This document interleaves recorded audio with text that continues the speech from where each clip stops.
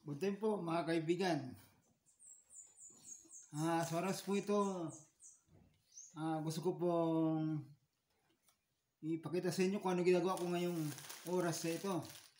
Sa oras ito, ang ginagawa ko po, ito po yung mga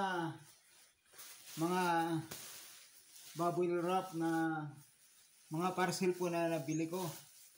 At ito po yung mga na GNT. Yan po. Ang ginagawa ko po ngayon, akin po siyang ginugupit-gupit. Gupit-gupitin ko po itong mga ano na to. Pinagbalatan ng mga parcel. Gupit-gupitin ko po pati itong mga bubble wrap. Gupit-gupitin ko po sila. At akin po itong ilalagay sa airbed na in-order ko rin sa online. At pagkatapos po, ang airbed po kasi na in-order ay madaling mawala ng hangin. Nawawala po ang hangin niya tapos kumukuyapis po siya.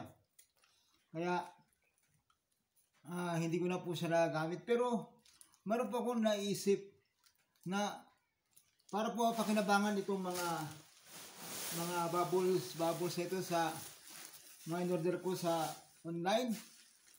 Ang karamihan dito, in-order ko sa TikTok. Ang iba sa Shopee at Lazada. At inipon ko nga po mga kaibigan, mga kapatid. In-order ko. Inipon ko sila. Inipon ko sila sa isang lagayan. At ngayon, ang akin naisip, akin silang i-recycle para hindi masayang. Para hindi may tapon-tapon kung saan-saan. I-recycle ko po sila. Akin po silang gupit-gupitin. Gupit-gupitin ko po sila hanggang sa maubos. Hanggang sa maging pino po. At akin po silang ilalagay dito po sa airbed. Ito pong airbed na ito, hindi po siya nalalagyan ng hangin. Pag ginagamit ko po siya, nilalagay ko siya ng hangin. Pagka umaga po, wala na siyang hangin. Bagsak na kami sa sahig dahil wala nang hangin ng airbed. So, hindi ko lang po gusto itapon itong airbed kasi mapakinabangan pa. Pwede pang ma-recycle. So, ito po yung naisip ko. Lalagyan ko siya ng mga pinagupit-gupitan ng mga pinagbalutan ng parcel na in-order sa online. So ito po yung ginagawa ko ngayon mga kaibigan. So kapag nakagupit-gupit na po ako, ilalagay ko po ito sila dito po sa butas. Ilalagay ko sila. Yan. Ilalagay ko sila dito. At sa akin po kasi nakikita na kapag napuno ko na ito ng mga bagay na ganito, pwede na ulit siyang higaan. So, kaysa itapon, binili natin sa online, tapos hindi tumagal, pero kaysa itapon, ibasura, i-recycle na lang.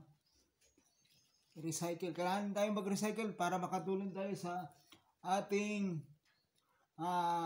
kalikasan ng mga bagay-bagay na dapat na ibasura ay mayroon pang pakinabang, mayroon pang pwedeng gawin para hindi makasira sa ating kalikasan. So mga kaibigan, ito pong mga bagay na ito, halip na itapon kung saan-saan, gamitin na lang natin, i-recycle natin. Kagaya ng ginagawa ko po, gugupit-gupitin ko po ito sila hanggang sa maliliit na sila na bagay, tapos ilalagay ko sila dito sa butas ng airbed.